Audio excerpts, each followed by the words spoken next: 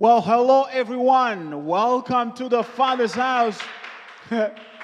Welcome to the Father's House International, where we train people in the knowledge of God to operate in His unconditional love by experiencing the fullness of His kingdom in every area of life.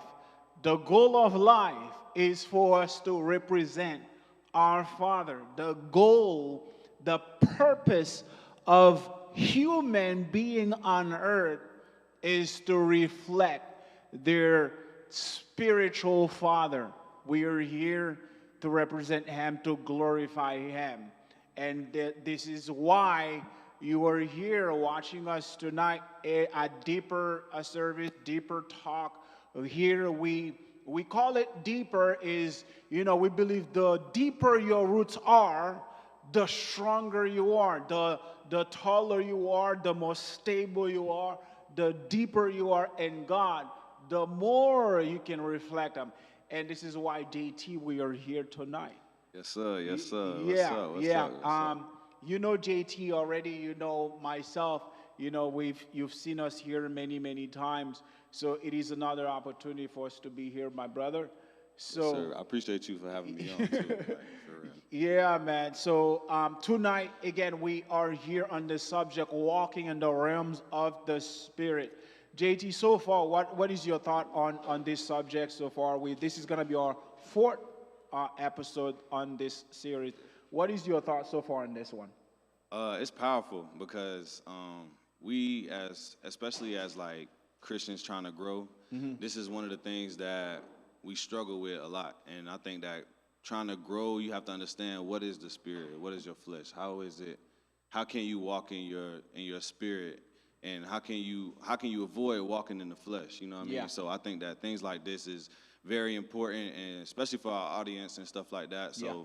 this is great for everybody to be able to lock in and really grow and you know what I'm saying, be about powerful people of Christ. Yeah, so it is extremely important because here we walk every day and walking by the flesh, walking by the limitation with our life, and not knowing, hey, this life on earth is a byproduct of what's going on the inside. Right. And so we tend to judge things based on external. It is okay because the external tell you what's inside. But the purpose of these conversations is if you want to change external, you got to look within. Yeah. And so walking by the Spirit teach us more of how to walk by God, how to walk by what He's saying and what He's doing instead of just walking by the flesh. Yeah, because I mean, if you focus on the flesh, then we're looking at the things of this world, which is easy to do because day-to-day stuff, paying bills, living life, and you easily get distracted by the things of the spirit. So Correct. It's important to understand where you are spiritually so that you can grow. So that when you walk in the flesh, people can see it. Yeah. That thing can be on you. So Correct. And you look at this too, JT. I mean, sometimes someone's interpretation of something may be incorrect. right. You got to look at the source you got to always go back to the source of the thing to define it. Yeah. Sometimes our view of life is not sometimes. How I view the world is based on how I grew up, how I was raised, the environment I was raised in. And sometimes what we experience in life may not necessarily be true. Yeah, because I mean, you only know what you've been taught. So growing up and stuff like that, if you never heard anything about spirituality and your parents and the people around you only live within their flesh, it's kind of like you don't really know, you don't understand, and then somebody can bring it to you, and then you reject it at first. Which I mean, for me especially, I rejected a lot of some of those things like. I know Will, he used to teach me about praying in tongues. Yeah. I used to think people was crazy. Like, I was like, what are y'all doing? Like, what is this? Yeah. Like, I didn't know nothing about it. So Right. it was always strange to me. And like I said, I didn't grow up and my mom walk around the house speaking in tongues, you know what I'm saying? Correct. So stuff like that and spiritual awareness and like when God's trying to speak to you, all of that stuff this stuff is new to me. So it's hard to, it's not hard, but it's a mind change in trying to, focus on, let me tap into being spiritually aware of the things so that in my flesh I can walk differently. You know what I'm saying? Correct. There's a saying that just because it's popular doesn't mean it's right. Right. Just because it's popular doesn't mean it's true. Yeah. Because a group of people can be living a lie. A group of people can be doing something that is wrong. You see? And so how we are raised, sometimes we can minimize something, yet it's powerful. Yeah. But because we don't know the source of it and we are not benefiting from it. Yeah. You see what I'm saying? Yeah. So our view of life, our view of the things of the world is based on what we are aware of, how we grow, just exactly what you said. A quick story. I remember growing up, right? And so I was maybe 7, 8-ish. Yeah. And so my grandma, she was watching over us. She was babysitting. But I don't know, at that time, my grandma was eating some food, like an egg or something like that. And so when I asked grandma for some, but I don't know, grandma maybe did not want to give me some of the food at that moment. Maybe she was preparing something else for me. But grandma said, when you are sick, you don't share your food. Meaning she was sick, what she's eating, if she shares it with me, the sickness might got on me. Yeah, okay. But I think grandma did not want to share her food with me. This is why grandma said that. So here I am thinking that when you grow up, when you're sick, you don't share your food, believing that. Yeah. But it was just grandma's. I don't know why, because she's very generous. Right. She did not want to share her food with me. That just wasn't the day. That wasn't the day. That wasn't the day for you to be asking for no food, bro. And I think there is even a story where where we pass on tradition where if we're cutting a meat, we let the whole meat inside of a pot. I heard a story like that where it was passed on to generation. Whenever you're cutting a meat, whenever you're cooking a meat, you got to cut it. But maybe that first person that cut the meat did not have a big pot. Yeah. So they had only a small one to make it fit. They cut it. Right. But since we did not understand why, so we've been doing it by tradition. Yeah, right or wrong, you just kind of like inherently just start doing stuff and not knowing why. For sure. So think of it, you imagine generation after generation doing something, not knowing the source of it, not knowing why, and we end up doing dumb stuff. Facts.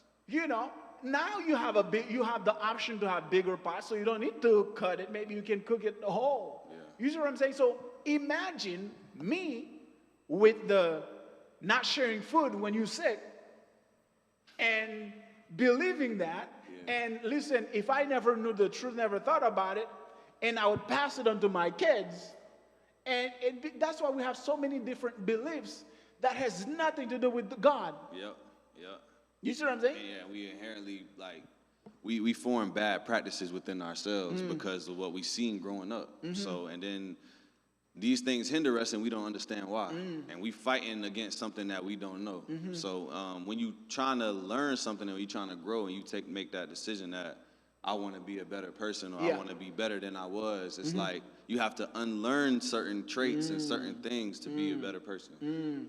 For sure. You look at, generations before, they were more aware spiritually. Yeah. They were not that we worship the sun, but they were more aware of how the sun works, or even for people that are planting food.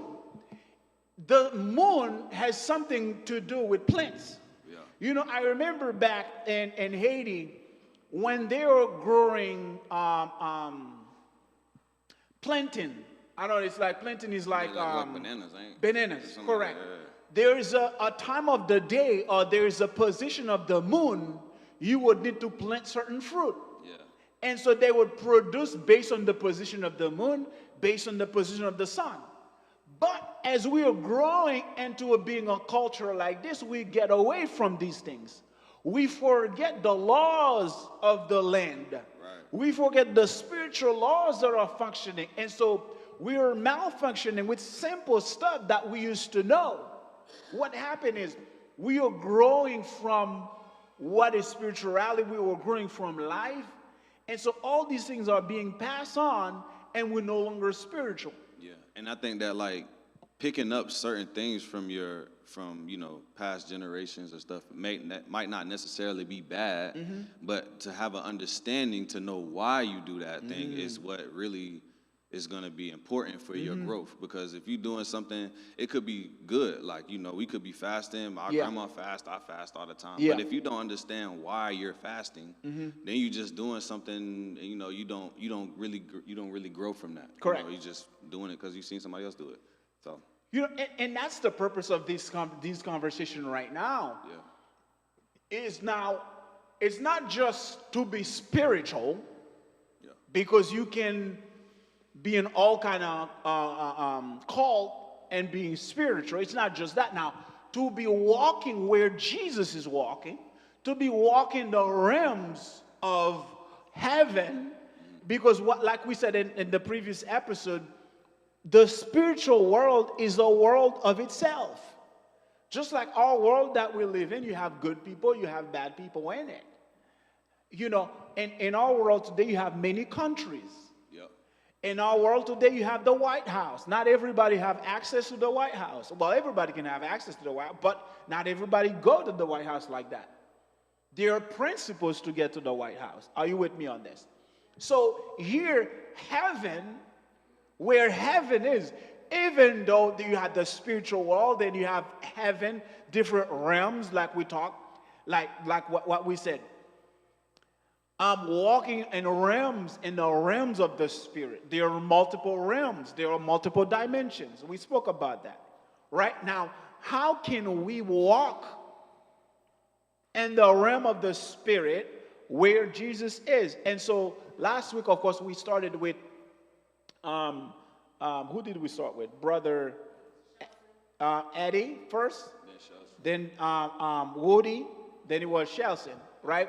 So now today, to get your perspective on this conversation is, what we want to start on from you based on your walk with God and as a Christian. Most of the time and that's the thing, and I want to be on this point right there. Most of the time when we start our Christian journey, we think that we are going to live God, like accept Jesus in our life, and everything's going to be easy.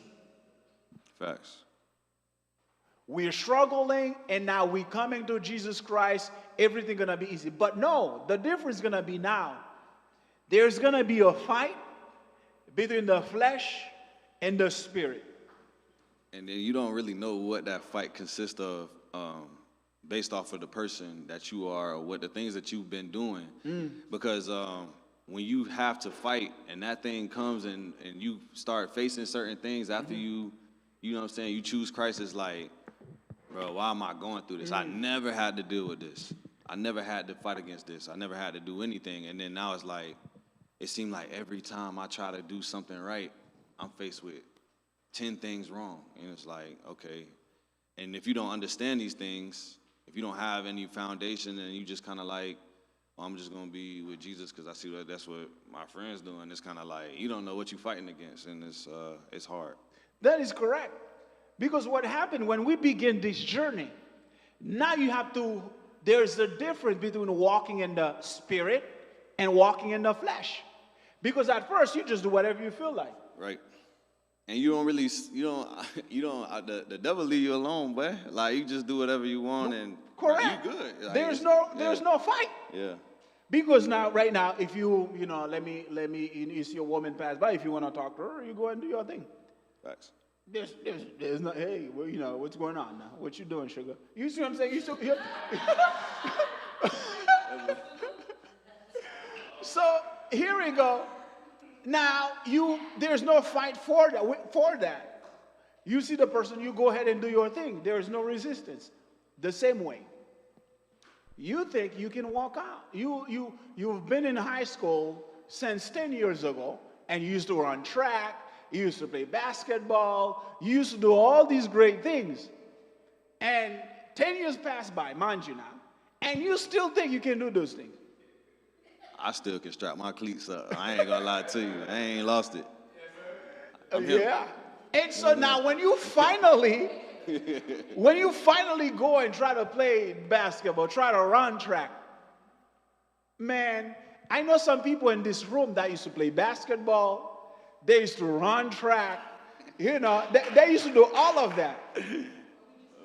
But now tell them to do those things again, and that you don't know how bad out of shape you are until you start trying. Well, I tried to run a bridge, I think it was Monday, but I got halfway up, but I was dead. I was like, dang, oh my gosh.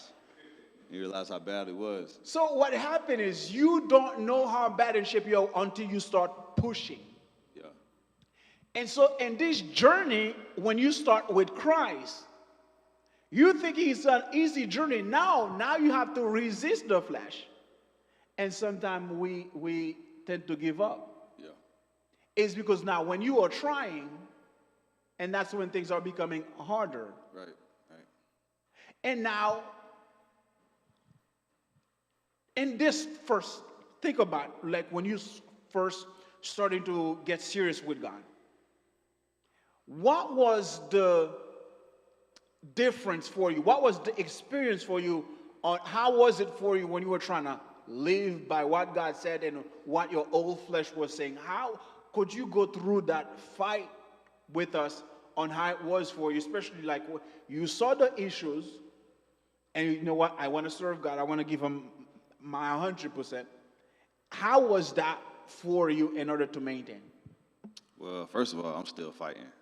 I ain't gonna lie to you, but so it's but I say that in the beginning it was you locked in. Well, you know how we talk about how that fire kind of go away, and them distractions start coming up, and now you fighting to dang, do I do this? You know it's not right, but then you fighting yourself because you don't want to be that one to be I in my early stages, I struggled a lot with condemning myself. You know what I'm saying? I do something and I know it wasn't right. I already felt that conviction, but now I'm condemning myself because I actually went through with it. Now I'm fighting myself, and I'm in it sends you into this backsliding spiral, and I say in my early stages that was one of the things, distracting myself, trying to keep myself busy, not reading, and those are one of the major things that I was going through in the beginning stages.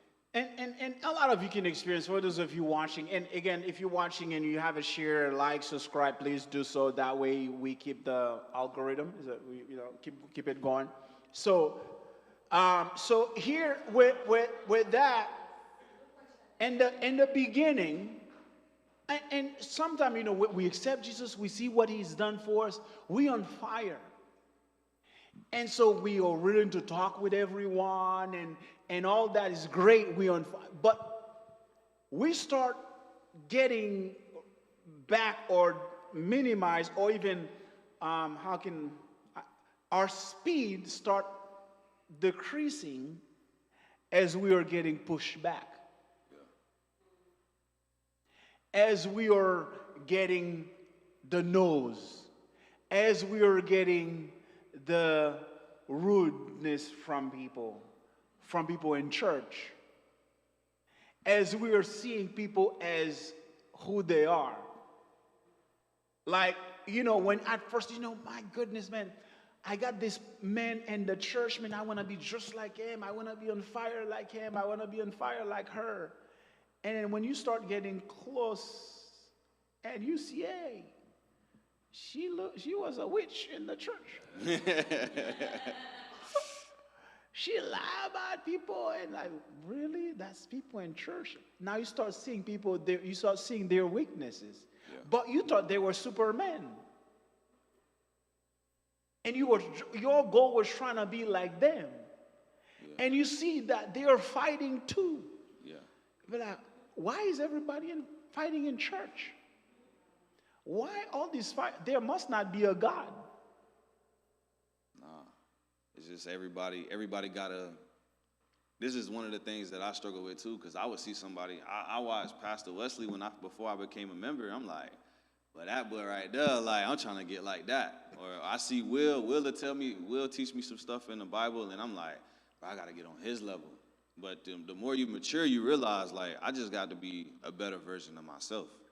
It's only me, like, that I can be the best version of myself. If I can be the best version of myself, I can reach back and grab somebody how they grab me. Mm-hmm. So that's just one of the main things that I learned as far as my walk. It's like, it's not about looking up. It's about looking in. You know what I'm saying? So.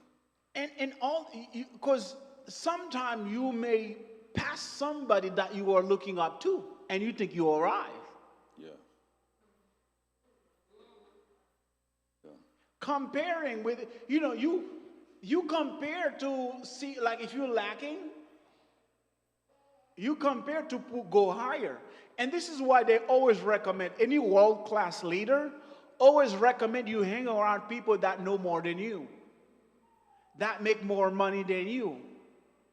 Why? So you are always pushing to, like, yeah, you get a better version of yourself. The same with their work ethic. If they are working, they get their work ethic, you can do better for yourself, to push yourself, to motivate yourself.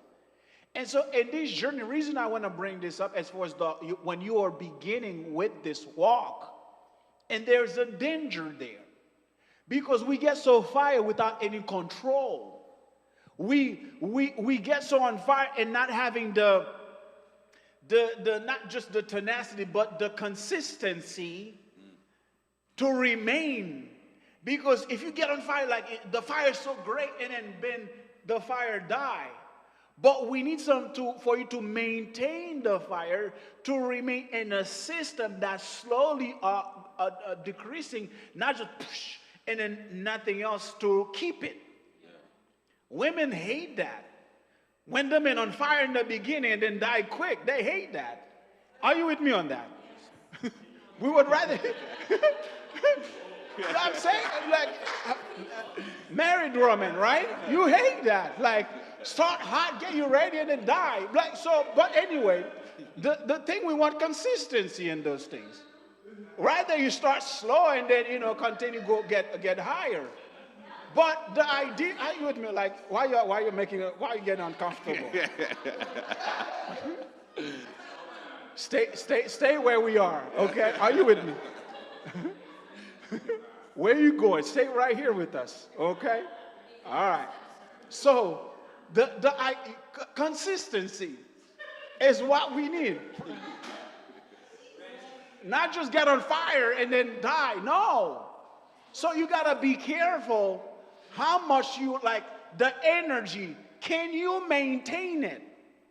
Because, like, you on fire for Jesus and you're ready to speak with anybody this is why it's so important to have leaders, right, to have mentors, to have elders that are already there to kind of, well, I know you on fire for this. Just let's go with, not to limit you, not to, like, just to put control. Yeah, I say, when I first started reading the Bible, I just be like, but I'm finna read 5 chapters a day, every day. I ain't gonna stop. I think I went, like, my first 2 weeks, I was like, I'm straight. All right, 5 chapters a day.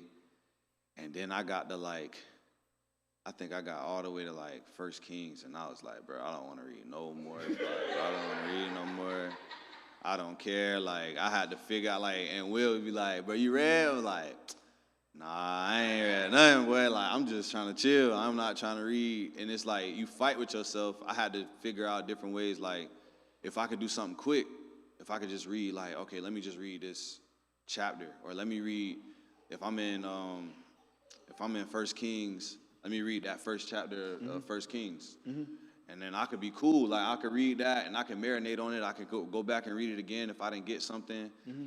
or I'll listen to it on the audio book while I'm driving. I work, I drive for work, so like I could just listen to it, and they could just read to me like a story, and I can go back and just kind of like go over it. So it's like certain stuff like that, like when you on fire, that's what I learned, like you burn out quick when you try to do too much, and then you don't know where you at, you know what I mean? So I think that like, for me, it was more like, let me pace myself so that I can stay consistent for a period of time. Correct.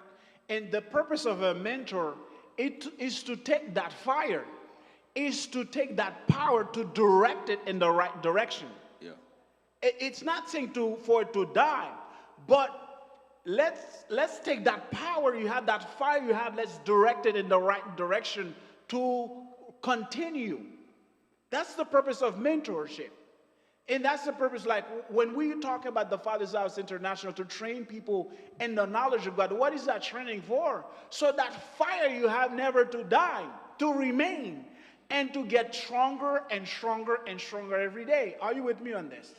So, yes, you be on fire. Let's talk. Let's communicate. You have this idea. Okay. Now you want to go in the hospital. You just learned how to heal the sick. You want to go to the hospital and heal everybody. Oh, okay, great. That's fine. But then are you ready for the rejection? Are you ready for the no's? Are you ready if that thing don't happen? Can you? Or do you know? You see what I'm saying? So in the beginning, it's where the danger is. Because you can see somebody on fire for Jesus, and all of a sudden, nowhere to be found. What happened? That fire died. And so in the beginning of walking in the realm of the Spirit, as you are trying this, as you are slowly walking in it, the resistance is going to be harder. Because this is new. You will fall. Anything new you are doing for the first time, you will mess up. You thought God told you to quit your job. And you quit your job. And now you ain't got money. And so what, God, no. If you think, listen, let's practice listening to the voice of God. Are you with me on this? Are we? So now, walking in the flesh in the beginning of the journey is, trying to maintain how that can be difficult. Now, we obviously can see the effect of not walking in the Spirit. We can see the effect, what happened to us of not walking in the Spirit, right?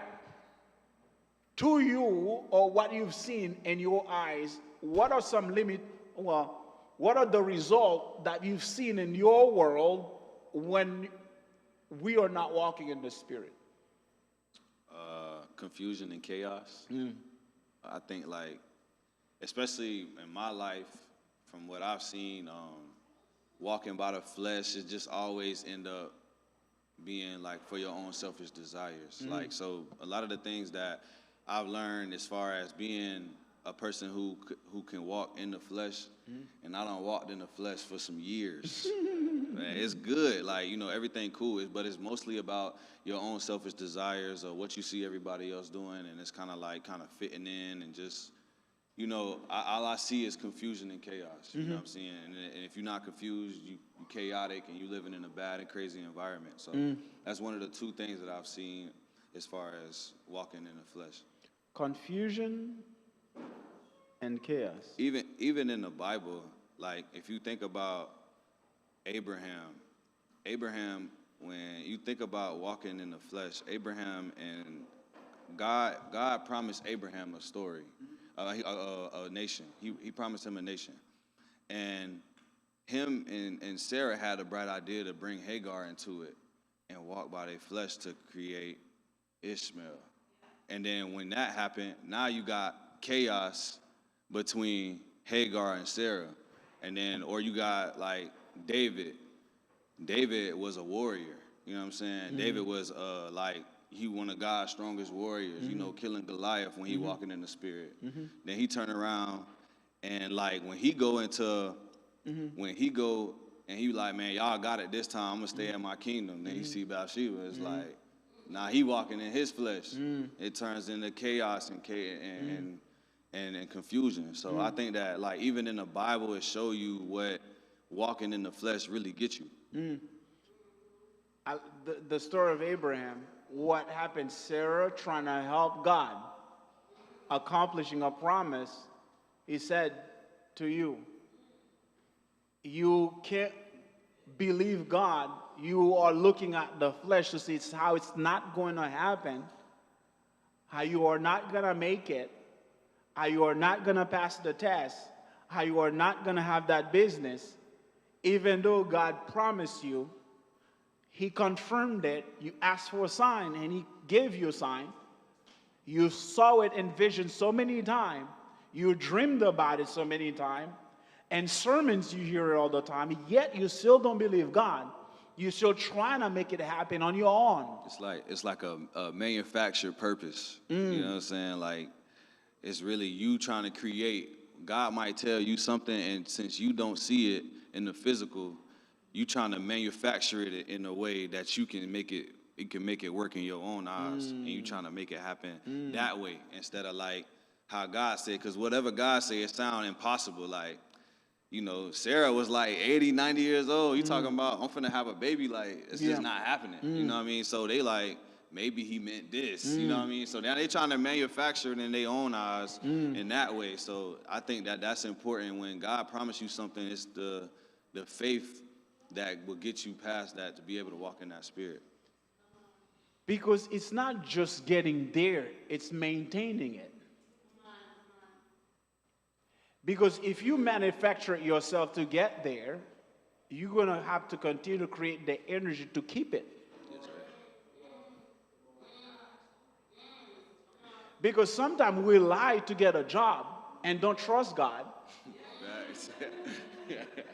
And now when we have that job, we have to continue to lie to do the job. Yes, sir. And most of the time you don't remain in the job. Definitely. Are you with me on that? So the thing is, though, when we walk by the flesh, it brings chaos and confusion. You work so much harder because when you wait on God, what is waiting? Those who wait on the Lord shall renew their strength. Shall walk and not be weary. What does that word wait mean? Is to remain. Those who remain in God, you remain in his promise. You remain in what he said. You remain and believe. But when you walk by the flesh, you don't remain. You do your own thing. Facts. And guess what? You cannot fight the devil with your flesh. He will win all the time. You go try to fight. Listen, he's been doing this for millions of years. He knows the trick. As a matter of fact, he has authority to eat you when you walk in the flesh. You see, what did God tell Satan? On your belly. On your belly, you should walk and crawl. You should what? Eat what? Dust. Guess what? When we walk by the flesh, what are we? Dust. Your body's what? It's dust. So you become dust. So now when you walk by the flesh, he has authority to eat you. This is why we cannot afford to walk by the flesh, because we become the devil's meat. That's why anything you do in the flesh, it will not progress. You will not win. You cannot. Because that's the devil's work. That's his product. That's his jurisdiction given by God to him. So anytime you want to win, you cannot do it by the flesh. You have to do it by the spirit. So the result of the flesh is what? Chaos and confusion. It's become the devil's food. And this is why you have the things that you have currently. You're tired. Listen, you go to sleep tired, you wake up tired.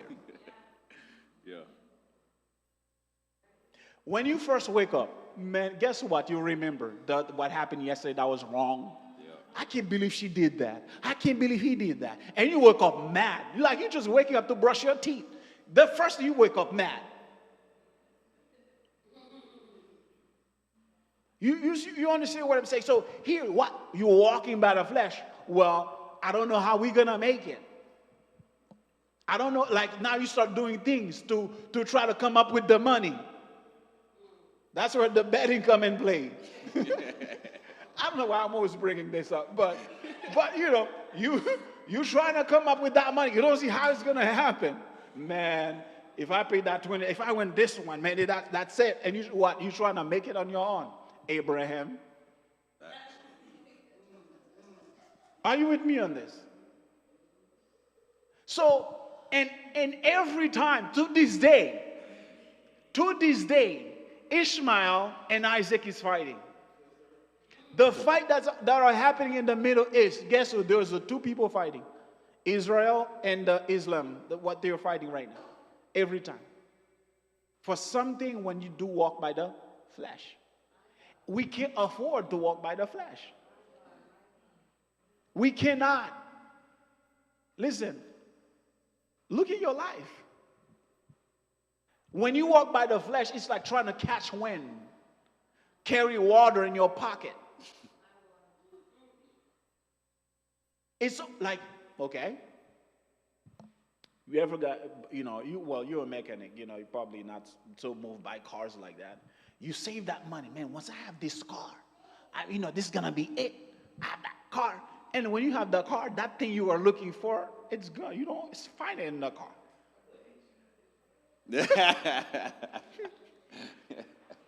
You don't find it, you know, like, okay, it was that job. Once you get there after 3 years, it's not there. It's that girlfriend, you know, once you have him or her, more problem. Facts. Are you with me on this? So you always chasing that, you know, once I have this, once I have it, and once you get there, this is why you wonder, why are these millionaires killing themselves? It's just, that reminds me of like Ecclesiastes. It's like, you know, like I remember reading it and I'm like, Solomon, you got everything, but what you crying about? Like you got, well, what you like? What's the problem? Like you get all this stuff and then you realize that it's not like it's all for naught. Like, you know what I mean? Everything's fleeting. You know what I mean? So having this mindset is like, okay, I only want it if I can get it through Christ. You know what I'm saying? I only want what He will bless me with. You know what I'm saying? Because if I obtain these things in the flesh, like you said, I'm dust. So you know, anything it could be gone tomorrow, but anything I get from my Father, I have forever. So because the flesh, the millionaire killed themselves because they have everything that they could have. They have the money, they have the fame, they have the women, they have it all, yet they can't find that thing. Right. For you, it's better not to have money. At least you create some hope. One day when I do have money, you're looking forward to that day. But to the guy who has already have it, yet can't find it, because what you are looking for is not there. Are we saying those things just like you say are not good? Yes, they are good, but there is a way to get them. This is why the Bible says this. Seek first what? The kingdom of God, and all these things will be added on. Because it is the Spirit that leadeth, the flesh profit nothing. What I speak unto you, they are spirit and they are life. Yeah. So when God says something to you, where are you with what He said? Are you living to now be dust? Or are you going to wait on the Lord? Now, in the waiting, JT, this is what happened. In the waiting, God is working on you.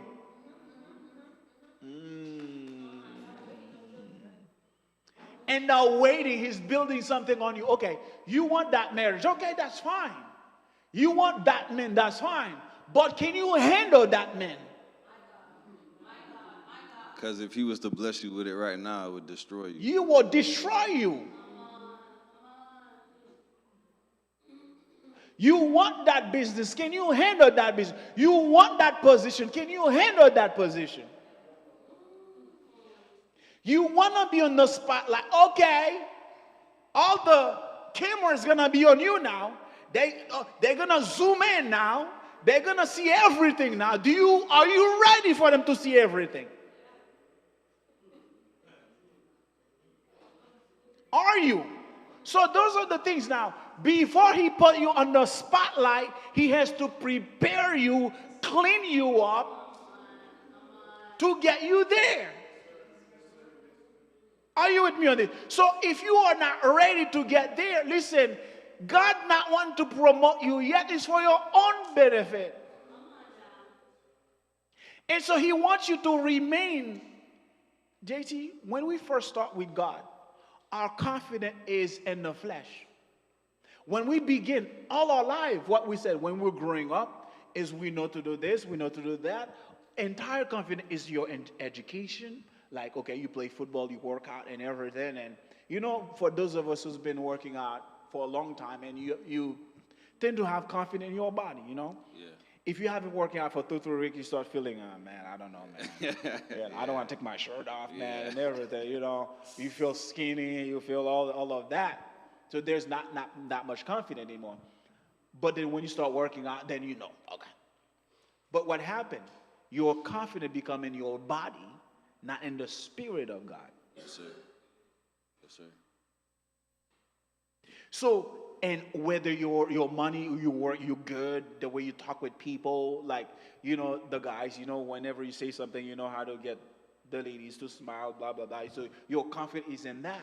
So you going for a job interview, not you wishing it's a woman instead of a male. You know what I'm saying? Facts. Like, come on, okay, well. Yeah, I know. Like, y'all lying to say you don't. Or ladies, you wishing that it's a man instead of a female. Okay, look at me like, you dress certain type of way and all in everything because you were hoping, because you know what you have. If it's another lady, well, I don't know, she's going to be jealous of me. She's not going to accept me but if it's a male, so the confidence in the interview is more in your appearance, not more in what God can do. It's more on how good your resume is and not more of what God can do. So you go in with the job interview based on your resume, not more on God providing for you.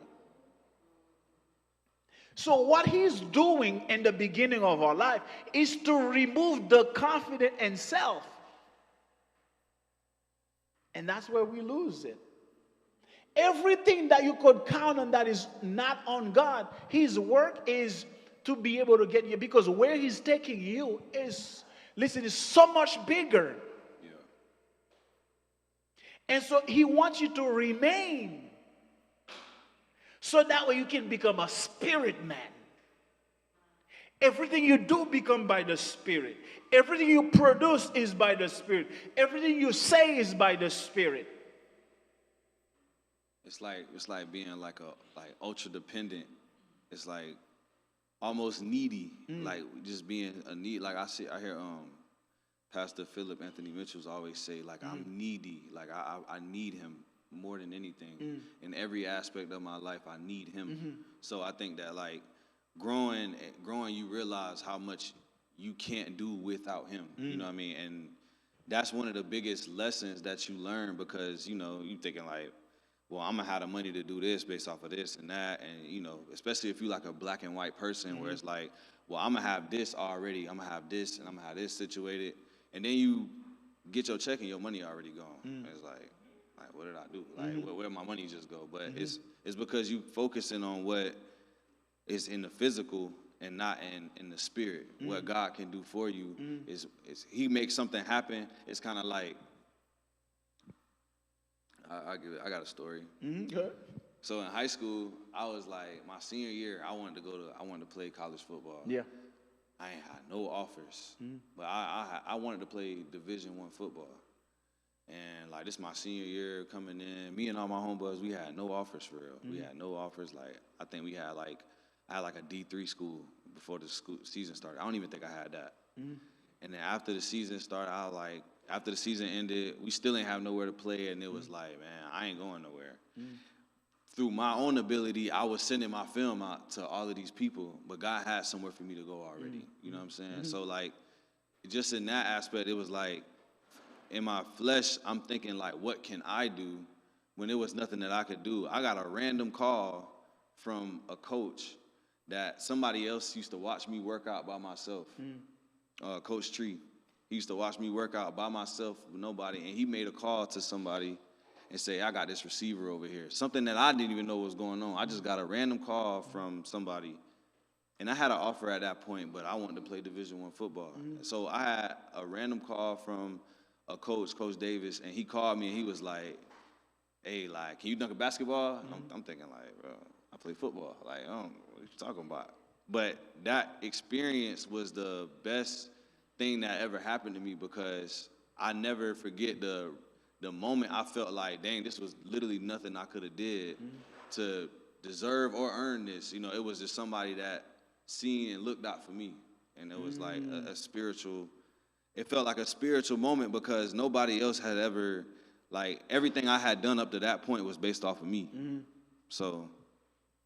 And so what, if it continued that way, you will continue to count on you to come up with solution. Let me ask you this for each one of you watching. How many of you ever look at your life at a certain age? You look at your age like, man, I should have this by now. I should be married with a house with so many kids and be well off. You look at your life and look at others and be like, I should have this, I should have this. Anybody ever?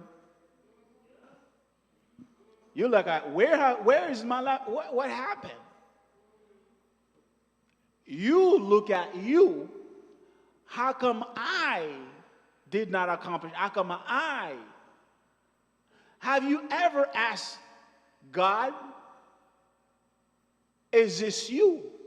When was the last time? Okay, what is your plan? Is this the age you wanted me to do this? Is this what you wanted me to do? What is your plan for my life? Who do you want me to marry? What do you want me to have? Like, what is the plan? And so we have all these plans based on our culture, based on what people are doing, based on what is social media is doing, and we're planning our entire life based on the world. But nobody's asking, nobody's praying, nobody's fasting to be in the Spirit, to move by the Spirit. And so God wants us to come into a position to be needy. When was the last time you really need God? In your life right now, where can you count to say, God, I need you? Have you ever? Is there ever any area in your life that you depend on God for? Do you depend on God for your job, at your job? What is it that you're working on currently that you need God? If you can count it, if you can tell me one, I will tell you where you are in your flesh. Anywhere you cannot depend, you don't need God. You're walking in your flesh. So, your finances, I don't care if you're making millions of dollars. Guess what? It could have been billions. Because the assignment that you are to be doing, it requires God. Because you are a spirit man in a physical world to bring the spirit out. So you need to depend on him in order to bring the spirit out. So if you don't need God, you in the flesh. The just shall what? Live by faith. Live. Just like you breathing, you gotta breathe in order to be alive. Faith is your breathing, is your breath. Faith is what keeps you alive. So the moment you're not in faith anymore, you die. This is why anything that is not of faith is what? A sin.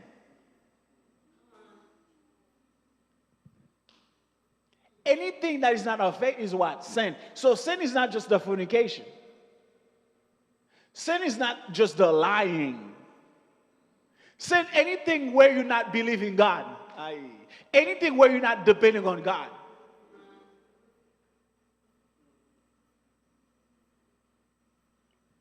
So you look at the example JT just gave. Here you are trying to figure your life out. Since when it was yours? I thought it was God's. When was it your life? Did you position yourself here? You did not choose him. He chose you. People, are you guys really getting this? I mean, we wonder why our life is the way it is. Well, the devil's been eating us. And he wants us to come to a position to really depend on him. That's the idea, to need him. To need him. So in that aspect where now you needing God, you see out of nowhere that you did not do anything. What happened first? It gave, well, God is working. He doesn't need me to bless me. He's making provision while I'm sleeping, or it's him doing the thing, not me. You look at yourself in the mirror, you're not handsome, you're not of this, you're not. You look at yourself in the mirror, or even if you think you're handsome or whatnot, but the confidence, is it in you or is it in him? Honestly, it's a evaluation we got to do for ourselves. For example, right now we have Ignite coming, right? Ignite is for what we are discussing, what we have to do. It's stretching all of us.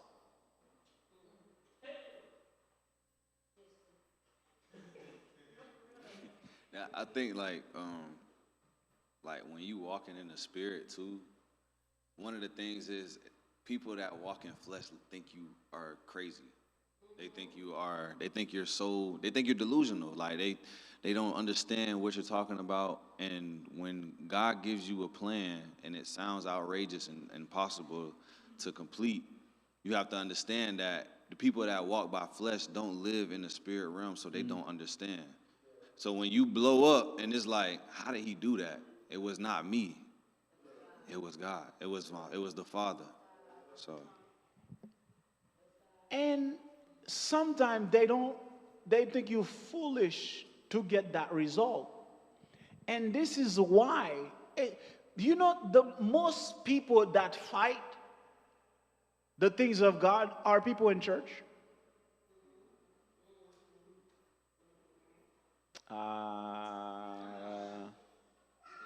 It seemed like that be for more so because of like lack of revelation, like, or lack of knowledge, and it's like you still living in your flesh, but you hear these things of the spirit, but you don't practice them. So then it's like, all right, you in a struggling state where you be like, well, they say God will provide and God will do this, but why is he not doing it for me in my life? Or I see God moving in others' lives, but mine is the same.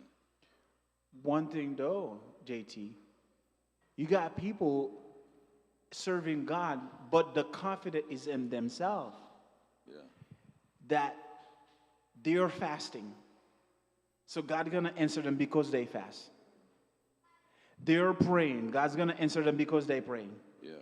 They're giving tithe. They're giving. God is going to answer them because of those things. They dress well. They conform well. Because there is a form we're supposed to be. There is a way a Christian should look like. But if you go in Africa somewhere where they only wear top, that's their culture. Their mind don't change when they see somebody not wearing any top. But because it's not your culture, your mind will change to something else. But that's their culture. So we've come to a position where we have a way a Christian should be. A way, not internal, external. Yeah. Yeah. So our confidence is how much we pray, not how much God is powerful who answers prayer. Oh man, that was a powerful prayer because of the tone, because of the length of the prayer. Like your action is gonna change God's mind. You see what I'm saying?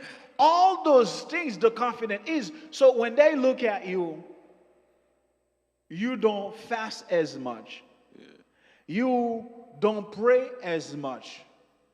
You don't give as much, and you're getting result. You're doing something voodoo something. No, because you cannot be getting those things because I'm doing more work than you are, yet you're getting more result. Why? Because you are more confident in God and not on yourself. What happened? Because you've realized, hey, I'm doing all these things on my own and no result. I don't need to do things on my own. I need Him. Come to labor to enter into rest. Jesus don't want us to have a one day of rest anymore. He wants the Sabbath to be an everyday thing. Yeah. The Sabbath is no longer just a Saturday. The Sabbath is an everyday thing. I'm working not to have money. I'm working for a purpose. Because even if I'm a janitor, I can have a jet. Why? Because of the work. I got to go in Africa to preach. I got to go in Europe to preach. I don't need to be working for God to take care of me. Because, listen, JT, one day, this time, he did really tell me to take a break from my job. When I told my brothers that, man, my brothers was mad. Reggie has a car. I had to borrow his car. He would give testimony. I'm borrowing Reggie's car. And Reggie's asking me to borrow his car. Because I'm always taking his car. That's how locked up I was into where I was going. So what happened is I was working at a job, and I had a friend of mine who lost his job, and he was making at least $100K. And he has like 4 or 5 children, right? And me at that time, I wasn't married. I was still young and everything. I wasn't married. So I felt like the Lord told me, okay, quit your job or just work part-time instead of working 8 hours, work 4 hours, so that way in the afternoon you can go and wash cars with him. And I did just that. And we would be washing cars, car detail. We would be making $900, $1,000 a day.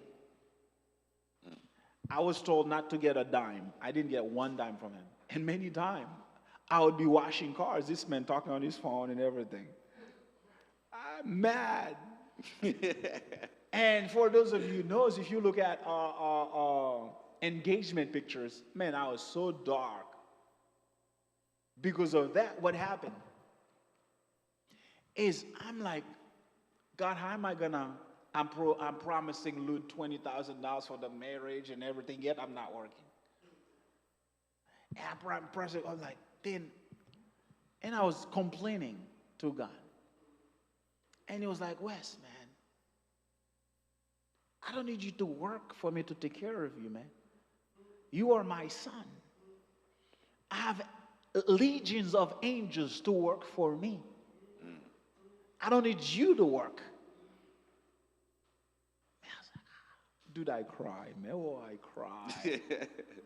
So what he's saying, rest in me, man.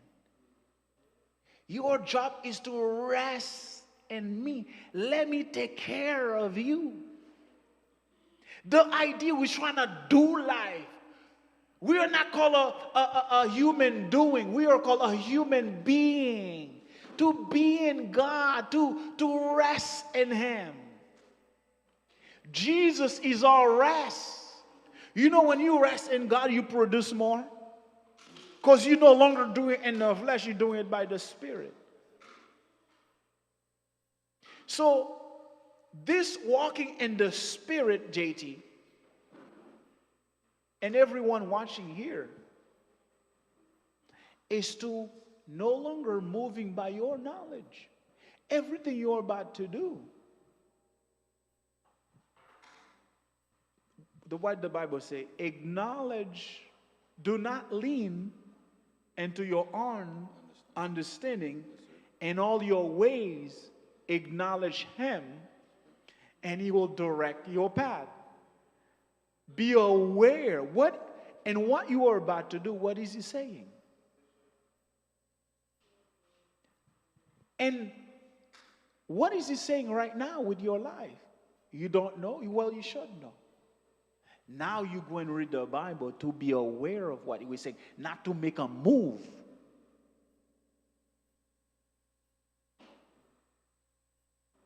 In what area can you say right now you're trying to rest, forgot to move?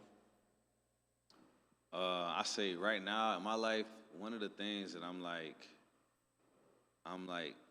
wrestling on just giving up is like my next move. So I've been working like day in, day out. I get up every morning at 4 a.m. I go to work. I'm saving all this money, and I'm like, I'm gonna do this. I'm gonna buy this thing. And I was praying last night, and I'm in prayer. Like I'm praying for like an hour, and I don't know what God wants me to do. The more I keep trying to force this thing and it's because of you, because I done started reading about flesh, and I done started doing my own research. It's like I keep trying to do this myself, and I can't. And I'm like, it's not that I can't, but I don't want to go anywhere without him. So now if I'm going somewhere without him, every time I make a move without him, I fall right on my face. And I think that's like a terrible place to be. So right now I'm just giving up, and I'm just letting him take over in that aspect. Now I still got the money saved up, but it's like whatever he has for me, whatever he wants me to do, I'll get direction from that. But it's just about taking over, letting the Spirit do all the work. You know what I mean? Where are you believing God? What is it that you need to allow God to take over? What is it that you need to rest and give it up? Give it to him. Which area? Because he's summoning us.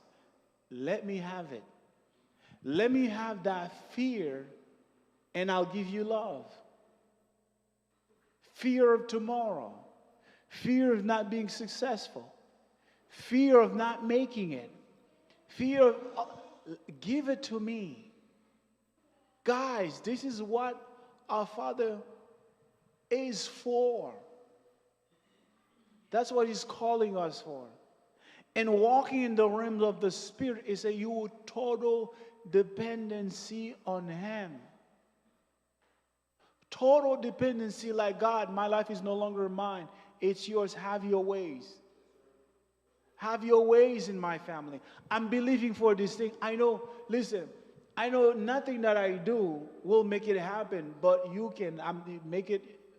You have your ways. And now what happened? Do not worry about tomorrow.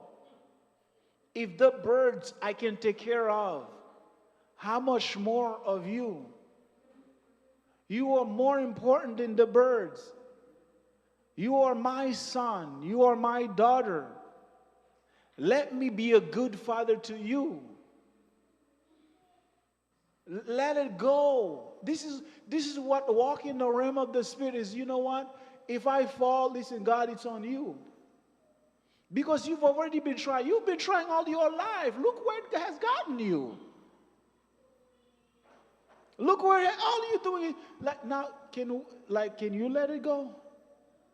And we've been through this episode, and the reason we wanted to wrap this up today is to come to a position to rest in your Father.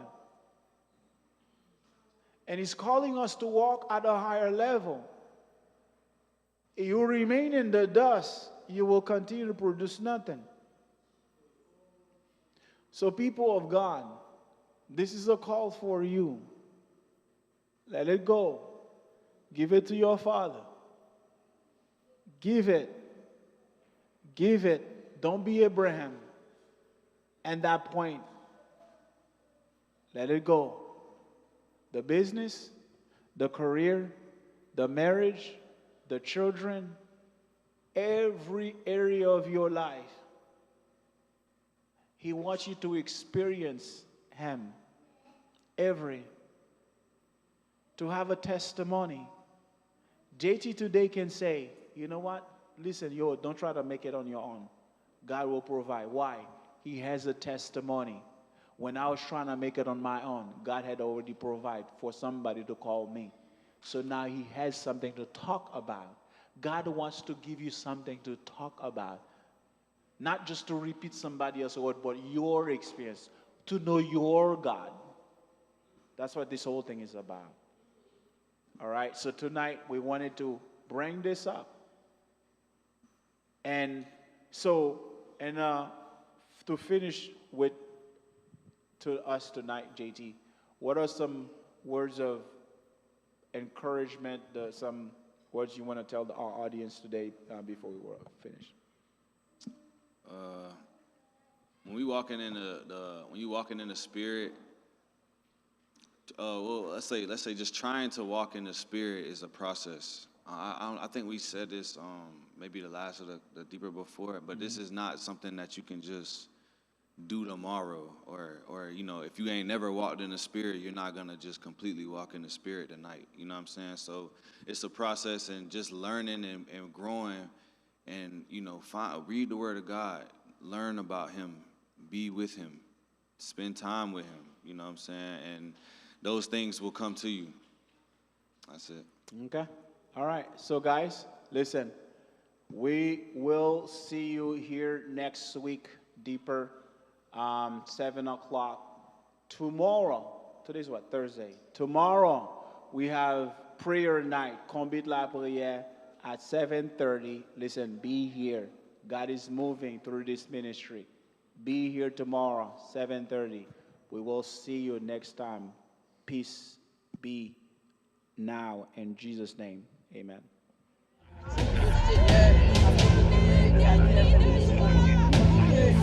Combi la prière.